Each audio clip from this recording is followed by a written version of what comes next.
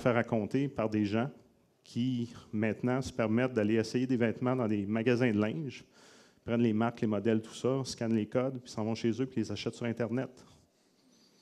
Fait que donc, pourquoi qu'ils sentent le besoin de faire ça? Est-ce que votre prix est juste? Il faut qu'il le soit, parce que vous ne pouvez pas vous permettre d'être dans le champ. Parce que si vous faites ça, c'est clair, net et précis qu'ils vont venir vous voir une fois, puis ils risquent de jamais revenir. Une des grandes bases très importantes dans le commerce de détail, évidemment, c'est aussi le service à la clientèle.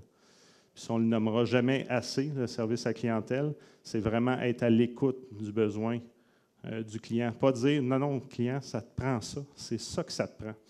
Parce qu'il y a une anecdote que Mme Anctil me racontait l'année passée ou l'autre année d'avant, à propos des chaises chinoises versus des chaises fabriquées au Québec, des chaises de patio dehors. Il y en a une qui est 9,95 puis l'autre qui est 79,95. Puis elle disait, malgré qu'elle expliquait tant et si bien toutes les caractéristiques de la chaise à 79,95, que ça faisait travailler des Québécois, que ça encourageait l'économie locale, tout ça.